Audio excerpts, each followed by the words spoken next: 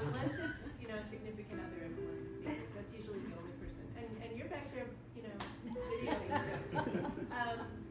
Before we start, while we wait another 2 minutes in case anybody needs anything, there's a restroom back here and there's water, hot and cold water, and you're welcome to help yourselves. And are you guys all, you got what you need? Do you need a glass, a cup for water? Oh.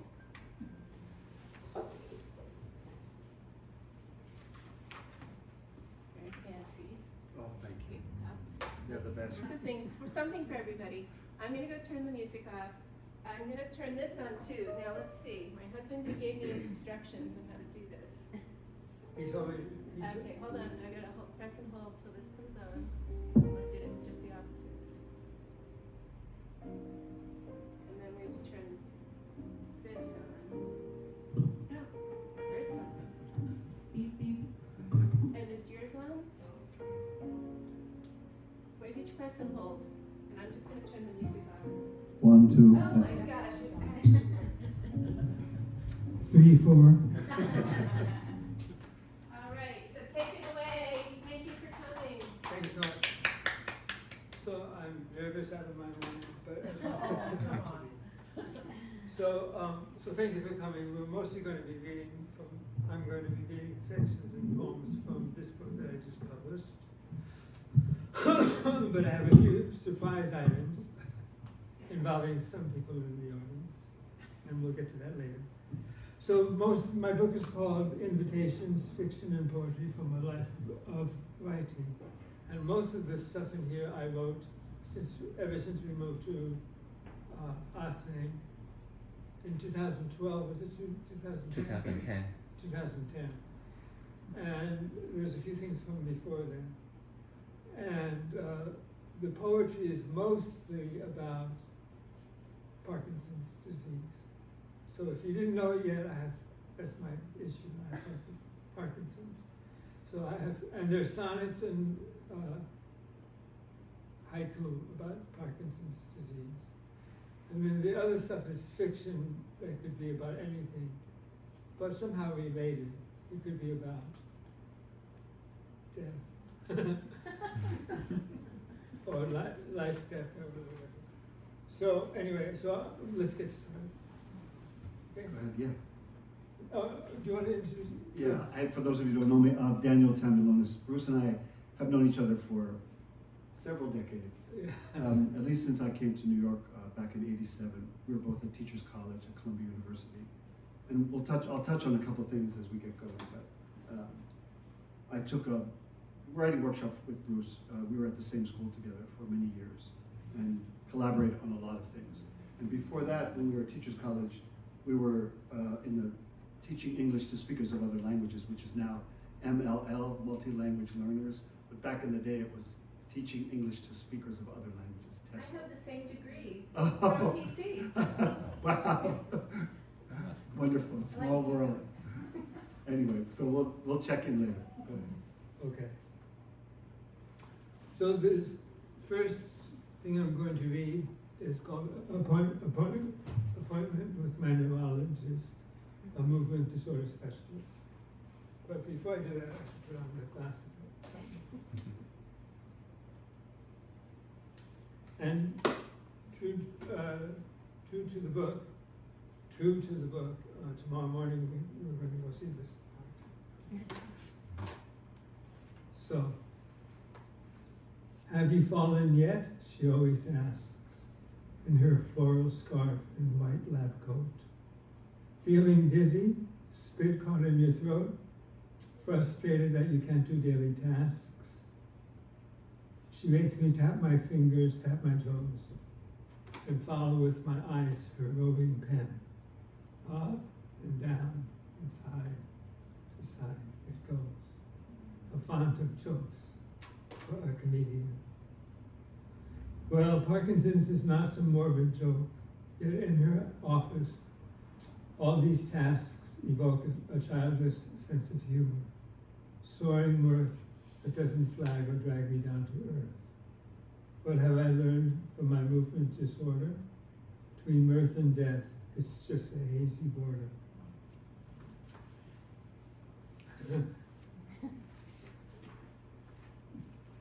And the next one is in favor of New Year's, which is coming up.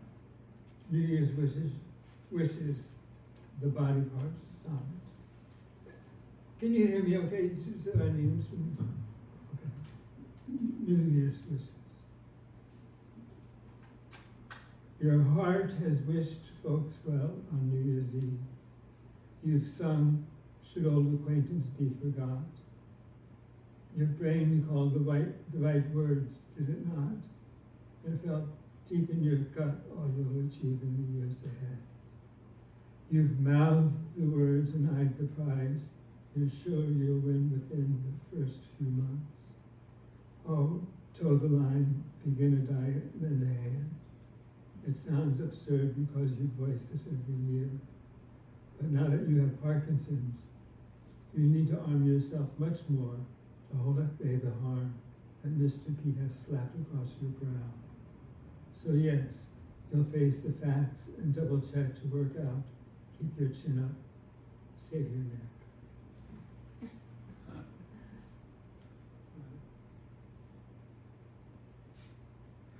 Okay, now one of the poems that is not about Parkinson's is a little bit longer. And this is one I wrote when I was living in Japan. It's called Death on a Bicycle. And you see Paula back there, she's going like this. And that's a very significant poem. Death on a Bicycle. If you train on a road bike during the brutally hot summer in Niigata, Japan, your most valuable equipment, more than gloves, helmet, or spare tire, is sunglasses. They are gnats. As you breeze beside the rice paddies and through the bamboo forest, they stick to your eyes.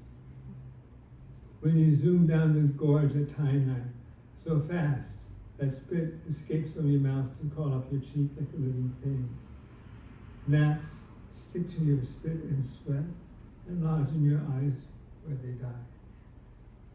You can shower off the dirt, scrub clean the toothy grin tattooed on your leg by the bicycle chain, but when you step from the bathtub, feeling pure as dawn, you look in the mirror and see dead bodies still stuck in your eyes. Little black dots, premonitions of death. Someday your eyes will be nothing but black. So you buy sunglasses, the wraparound kind that shield on all angles, and fool yourself that you are avoiding death on a bicycle. But you can't avoid death on a bicycle. And in your race for vitality, you promote the very thing you abhor. A frog goes pop under the tire. A beautiful butterfly zigzagging haphazardly meets the brutal blender of your spokes, its wings crunching softly like a cookie in your mouth. Well, when you die, we'll cremate your body, take the ashes to the bridge spanning the Tainai Gorge, the bridge you shot over so many dawns, the mist stretched above the river like a sleeping serpent, and fling your ashes into the water to be examined by the fish for a moment and ignore. Then we'll walk back to our sensible cars with the wraparound windshield, our heads parting the clouds of gnats, remembering you and your cycle. Done. So one of the things that Bruce did while he was at our charter school is teach poetry in the classes, and with great success, I might add. It was always like a poetry workshop where he would read some of his poems, or they'd read other poems, and then in the example just that he did was Death on a Bicycle. The children had the poem, and they drew pictures illustrating the Wait a poem. second, you're leaving something out. Before I started working there, I went up in the spring of the year before that, just to see what the school was like and if I fit in. the director put me in Paula's class. And she said, this is someone who may come here, and he's a poet. Bruce, do you have any poems on him? And so I said, I do. I had this poem. So I read this poem. Do you remember, Paula? Yes, I do. Okay, Dan. We wanted to share the picture. Bruce saved the pictures. We wanted to share the pictures with you Yeah. of the some of the parts of the poem that the children chose to illustrate.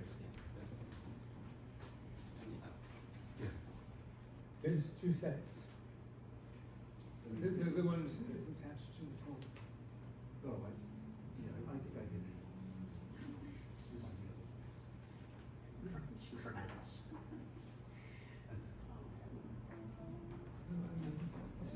This is another set, yeah. No, I gave them all. Oh, there were two separate sets. I think I gave them all. Because they're not, no more pictures. Oh, here, That's the way to read the them. text. Ken, this is it too. Just turn the page. Oh, these, okay. Here, there's some pictures after. So while they're looking at the pictures, we'll talk about. So I think the first two poems were silence, and when I was rereading of these poems of yours, Bruce, I kept thinking, how did you? The sonnet is not, at least you chose to write in a traditional sonnet, so the rhyme scheme is alternating rhymes with a couplet at the end that rhymes, and you're consistent over and over again. So it's I think you said a Shakespearean model. Yes. And I think it's and this is so true of all your writing, I think, that you throw in these little details that I think are so telling. You're a neurologist, she's got a floral scarf with her white coat. I think that puts you, it says something about her, but it says something about you noticing her. I think that's really, it's so typical of so much of your work. And just say, and then the other one, the New Year's wishes, where we know, so you've set us up that it's about Parkinson's, and you say, should old acquaintance be forgot, your brain recalled the right words, did it not? And already we're in that, we're with you because you've told me, you remember and then you don't remember, and then you remember that you remember. So there's so much going on in there. And at the end, this one is very hopeful about your routine and your regime. So just, can you say a little bit about how you chose to use the sonnet form to talk about what's going on with you in your life, your health? So I was at this school and I had Parkinson's disease and I was still working for many years. And I started my blog, parkingsons.com. And I wanted my blog to be very sunny and uplifting. So I started putting in all sorts of things about the sun. And so I stole two sonnets from Shakespeare about the sun. One is sonnet number 8, where the first line says, set me where the sun doth parch the green. And the other one is number 130, my mistress' eyes are nothing like the sun. So then I thought, well, if Shakespeare can write poems about the sun, so can I, in the same style. So that's how that happened.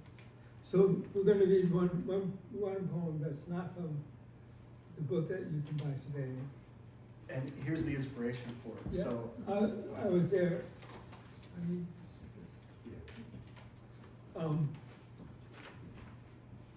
there's a lot of things, it's all the same. There was a kindergarten boy in kindergarten, who was drawing this picture you see now. And I said, what's it all about? And he said, I'm drawing a picture about Thanksgiving. And it just seemed a little strange to me. But he said, I'm glad you said that. Yeah.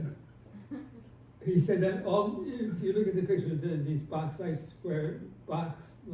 squares with curving tops and round holes, those are all the trees in the forest getting ready for Thanksgiving. You're going to read the poem. Yeah, I'll read the poem now. And for this one, I did the rhymes were all from one of Shakespeare's other poems, other sonnets.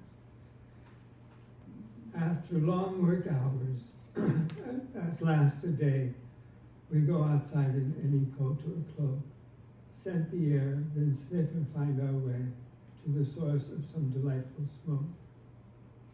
Someone's grilling turkey on the break between two hills.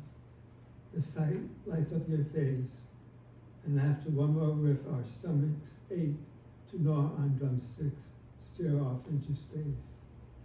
The gravy mashed potatoes ease our grief. The Brussels sprouts erase our sense of loss. The oyster stuffing is flavored with relief. From such kind folks could anyone be cross? We thank the strangers go on with our living, thankful for their sharing their Thanksgiving. So in these sessions that you did, there was always a time for the children to write their own poems. And I think in the results, you see the freedom that they found with poetry. And Bruce brought one of the booklets that he put together when the kids, after the children had written a lot of poems. So we had 3 of them that Bruce thought would be fun for you to hear. This is by Jaden, he's in 4th grade. My young life about chicken. I feel free when I eat chicken. When I ate my first bite of chicken, I was 4 years old. I liked it so much, it felt like the chicken was massaging my mouth and the juice was running down my chin. I felt protected. I ordered more so I could eat the chicken over and over again. The chicken whispered to me, "Eat me, Jaden. Eat us all." So, it's, all right, this one, and this is what I mean about Bruce allowing the children to reach into whatever their lives were and write about them. This is from Kavisha, she was in 3rd grade. Homeless. One cold, dark day, one cigarette or cigar causes one big disaster. Lights a lot of lights. It all came like a shock of lightning to me. Firefighters rushed up the hill, people crying a lot of crying, but not me. Oh, not me, I was brave. I lost so many things, but I had to stay strong. And that is the day I became homeless. And one more. Yeah, and this one was written by a boy in 4th grade, and it's about death, his feelings about death. And the next year, he was in 5th grade, and it was time to do poetry. And so I asked him if he would like to read it aloud because I thought it was so strong. And he said no, because he would break down in the middle of it. He wouldn't be able to finish it. And that to me is a mark of someone who's really reached into the feeling deeply about. You do? Yeah. Yeah. Death is a Cruel Thing by Darren, 4th grade. Death is a cruel thing, like man killing today. Also when my cousin's grandmother died. It was a tragedy on that day, like flowers dying with no water, or crises in the Bronx. I never liked death, and I never will, and I hate sad songs. They remind me of bad memories. I don't like them one bit. And if death had human features, I would spit on him. I'd spit. I miss my grandma so much. I wonder if death itself can die. And if it did, my friend, I would be the one who caused it.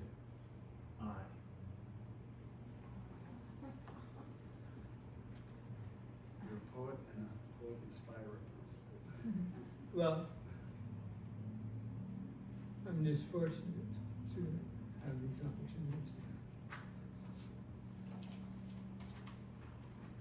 Okay, so we move on to, Yes. okay.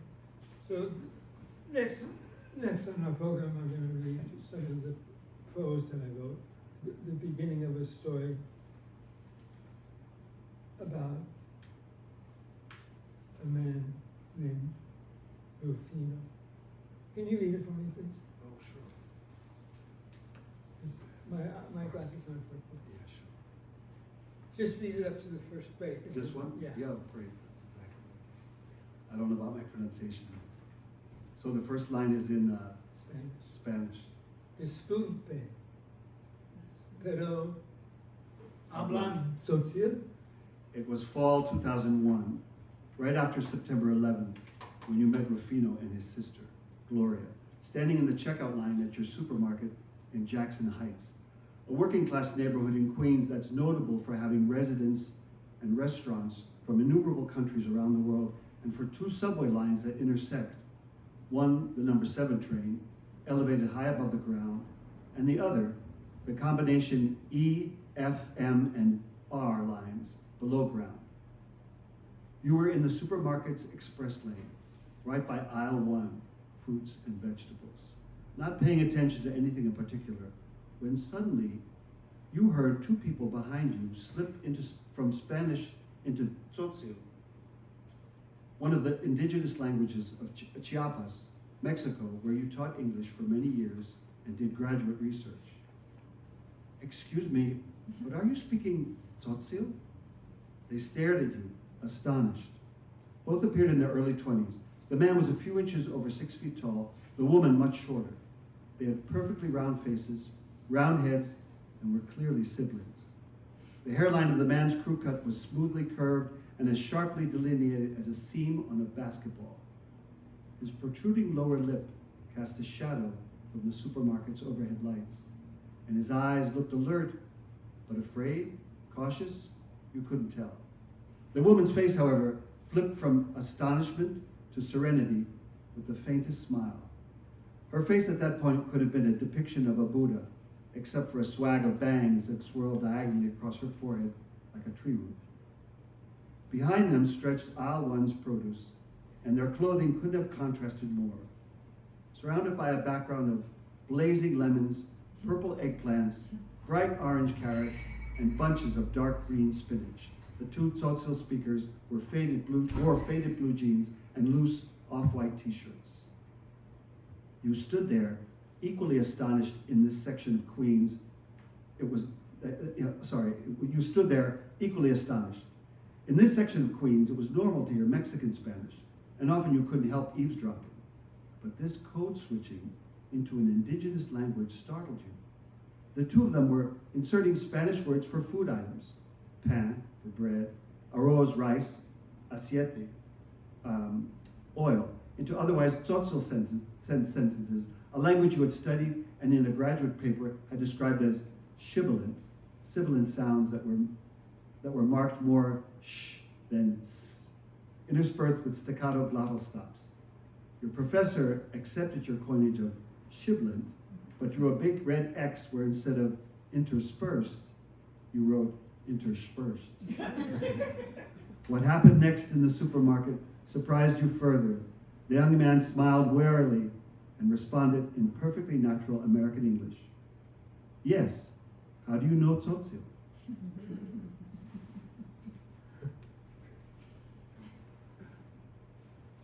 So about this fiction, Bruce, I was lucky enough to take 2 of Bruce's writing workshops that he gave for the teachers, because at the school, Bruce's idea was that for an English teacher or a teacher, any classroom teacher who was working with children about writing, teachers should also have to learn what it's like to be a writing student. So we had 2-week sessions in the summer, very intensive, all day long, a group of teachers working, and Bruce gave us short stories to read, essays to read, and we would discuss these, and there was no nonsense about being present, making sure you read your assignments, and making sure you were present and you were all participating in what the assignment was. And then the writing assignments were 3. an explanatory essay describing something, an opinion essay, and then a personal narrative. And I have to say, Bruce, that the first time I took his writing workshop, my personal essay was a piece of fiction about Benvolio after Romeo and Juliet had killed themselves. Turns out that Benvolio was in love with Romeo too. So I wrote this short story that eventually got published in a journal out of Dublin, Ireland, which was pretty exciting. And then the second time I took your workshop for the personal narrative, I wrote the first chapter of what I thought was going to be a young adult fantasy novel. And I wrote it, and I got an agent, and the novel is now out on submission. So it was quite you really tapped into something that I had always wanted to do. And it was the perfect realization for me that this is what I wanted to do. So that's why I can never be more grateful for your extraordinary work. Inspiring work. Yeah. And I have to say also, because Bruce, as I said at the beginning, Bruce and I go back a long way. So we were both at Teachers College in 1987, and in New York City, well, in the world at that time, it was not a good time with the AIDS crisis still doing its horrific things that were happening. And you and I were both involved in different organizations. I was with the Gay Men's Health Crisis and had a buddy, and you had innumerable friends because you had been in it much longer than I had been. And I think that it's reflected in some of the work that you included in your book. Right. And even the story of Rufino touches on. Touches on. Yes. And Bruce was a real rebel, if you don't know Bruce. He really shook things up at Teachers College, which was pretty conservative at the time. And I've always admired how brave you were to stand up and make sure that things were being done the way they should be done, and that you really revolutionized how people were treated at Teachers College.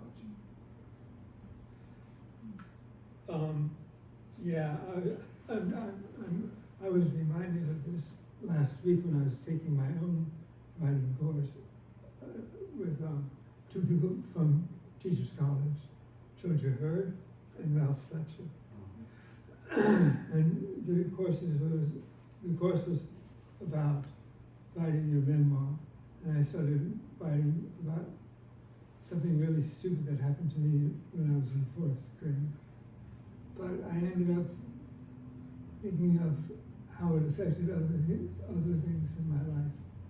And I remembered Ralph Fletcher, who was one of the teachers in this course, was at a memorial session we had for someone at Teachers College who had just died of AIDS.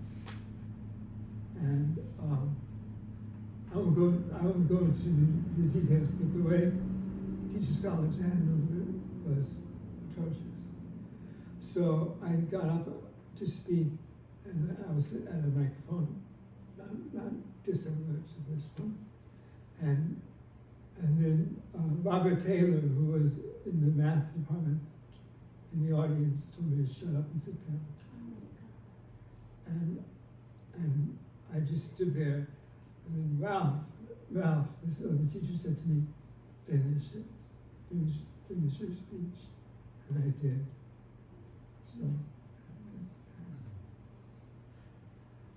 how's everyone doing? Fine. The only other thing we have on the menu for today, I think, is the turkey. So, shall I read this, or do you want to read it? If you feel comfortable. Okay. So this is the turkey. You read it last night, yeah? It's epic. It's epic. I'm not going to have time to do the whole thing. It's a parody partly of Edgar Allan Poe's The Raven. It uses some of the same rhyme schemes. And,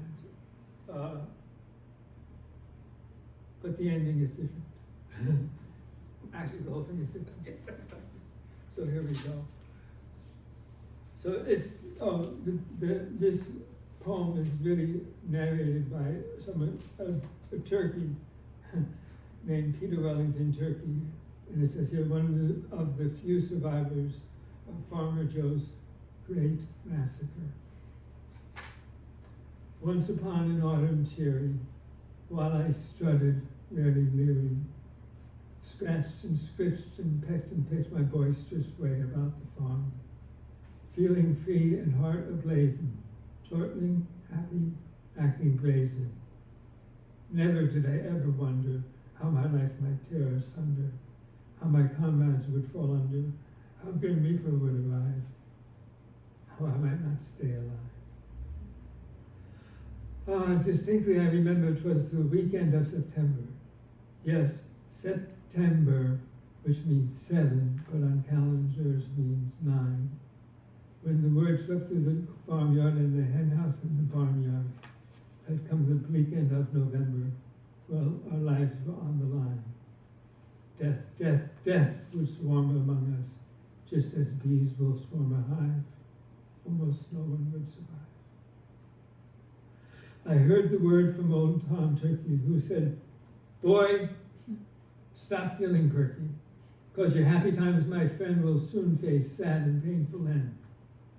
All the days that you've been lazing, all the grain that you've been grazing, all the hands you've been appraising, this you would think would portend a future life of heavenly bliss. None of this stuff will survive. In fact, I think you'll probably die. Farmer Joe and Mrs. Joe and Junior Joe and Uncle Mo, well, don't you know they're going to go and sharpen axe and shears and knife? They'll slit the throats of beast and fowl, chop your head off, disembowel, rip the skin off everybody, leave our sacred barnyard bloody, death and disease, putrid, cruddy, so much pain and stress and strife from humans who claim that they're pro-life. November is Thanksgiving time, when Christian folks cut loose with crime. Harvest fruit and harvest grain, that's okay, but not the pain from killing goat and clubbing goose, trapping pheasants on the loose, shooting pigs for making bacon, sausage, pork chops. It's heartbreaking. Slaughter cow, dismember hen. Oh, what pleasure men derive from killing fields in overdrive. Well, with those words, my heart beat faster.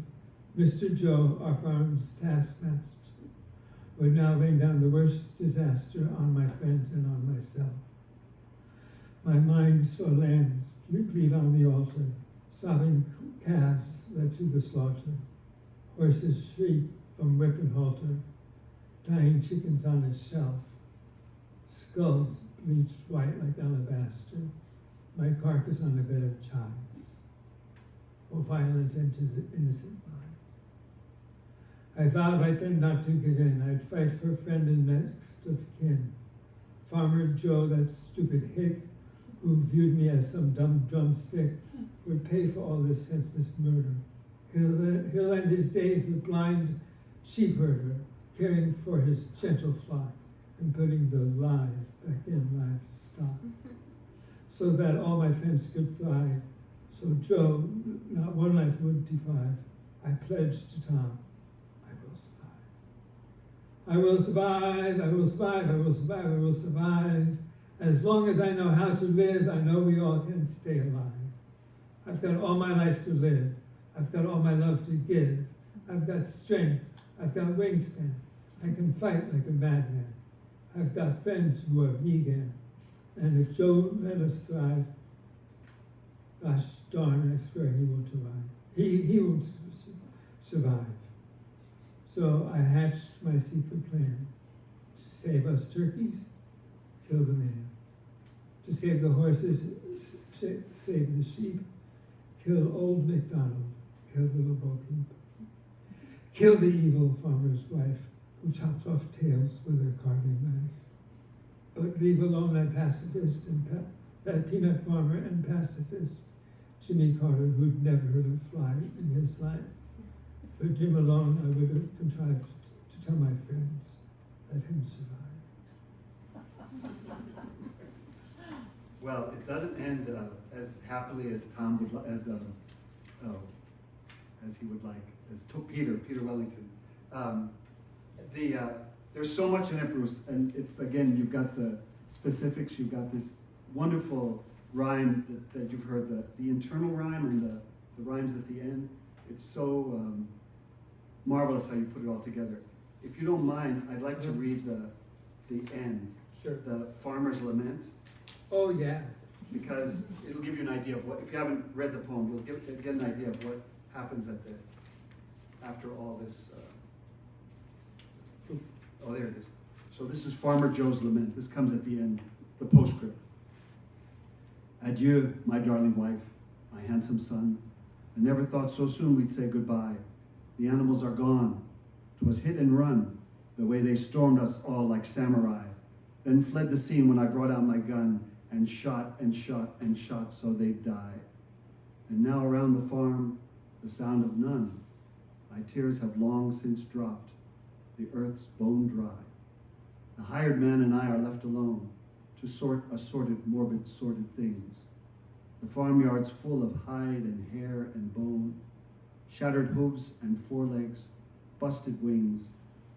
Oh, to live anon in times that I have known, when animals were dumb and men were kings.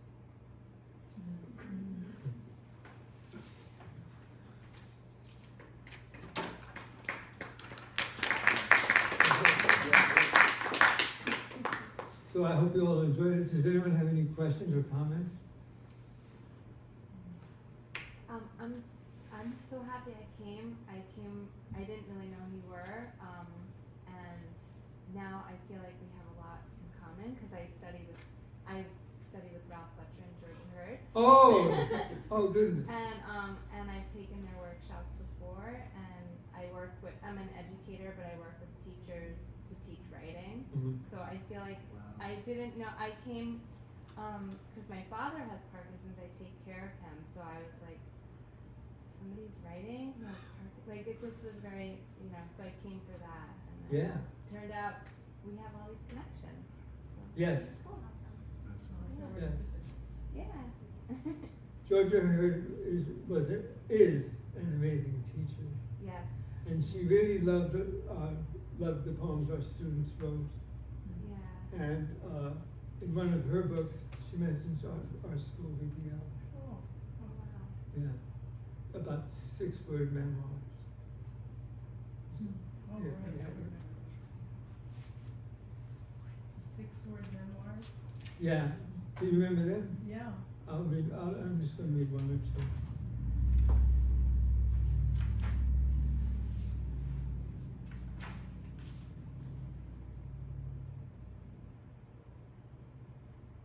Earthquake shook Haiti, earthquake shook me. Life is commas, parentheses, and periods. Things happen when mom's not home. I need video games to survive. Rice Krispies are a stomach bomb.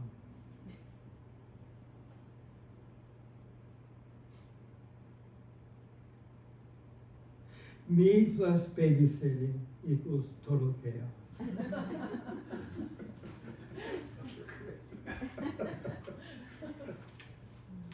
Yeah, so thank you very Yeah, much. thank you. We'll have to trade our contact. Yeah. Anybody else? Yes. One of my favorite bits of cinematic knowledge is that the actress who played Veruca Salt in Willy Wonka grew up to become anybody know? A therapist. Oh my gosh. The fan of the chicken, the one who so deeply loved the taste of chicken. I wonder if she grew up to become something in the food world, gourmet world. That's great. We'll have to ask the Alumni Association. Yeah. Post that. TikTok creator. Does the book contain the poem you recited when you were honored by TC as the alumnus Yes. of the year or something? Yes. Because I love the last couplet. Oh, Do you want to read that? sure. You may have to lead into it a little bit. So, thanks to Daniel, really, Teachers College awarded me Alumni of the Year a couple of years ago. And my speech was, Actually, it was outstanding alumni. My speech was a poem. It'll take me a second. While I look for it, somebody else say something different? We don't mind waiting.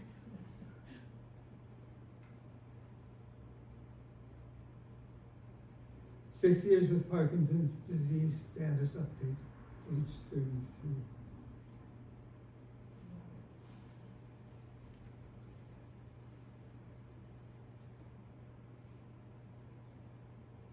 Oh, but don't forget that bladder urgency can be a 5-alarm emergency." That's it. At Augusta Futures College, that was a wonderful couplet and poem. Your sense of humor is always terrific. Thank Can you so read the much. whole poem, please? The whole poem is so long. Oh, really? Yeah, it's really long. I don't think I can do it. Do you want to try? Or should we say wait You'll have until? to read, buy the book. Buy the book.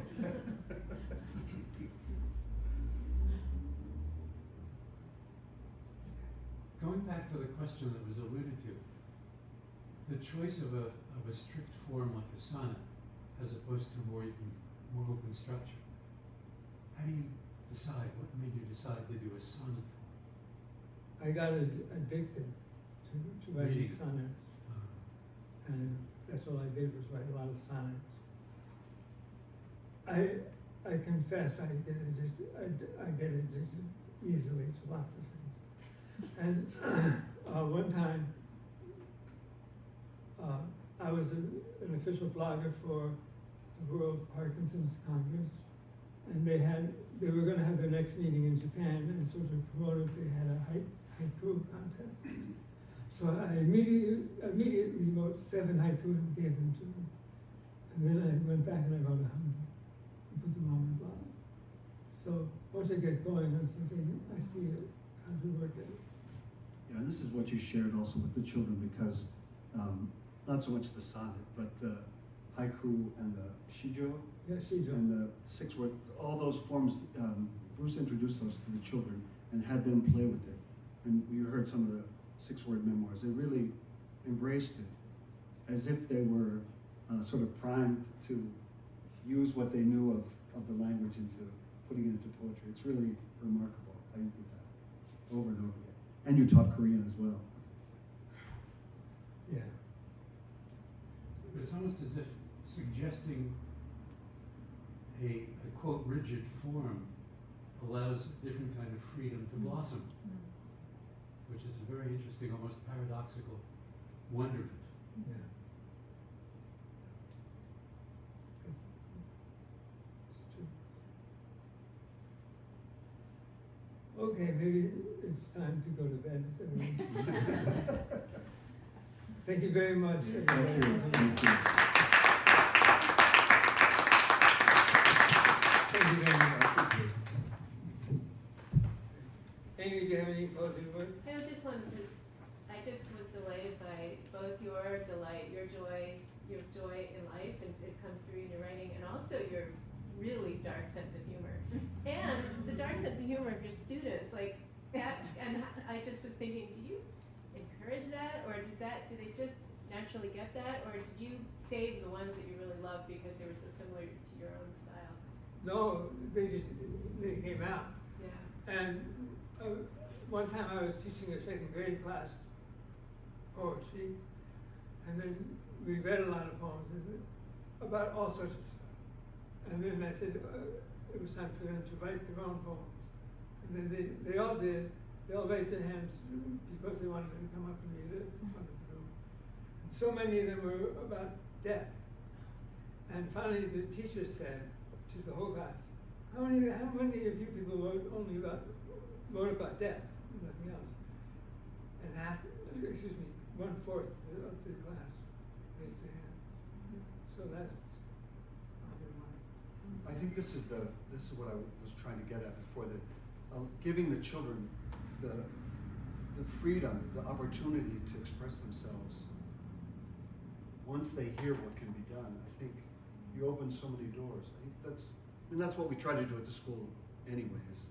make sure that children have a voice. And poetry seemed to be one of the ways it would come out. Thank you very much. Thank you. Yeah. Thank you. Thank you.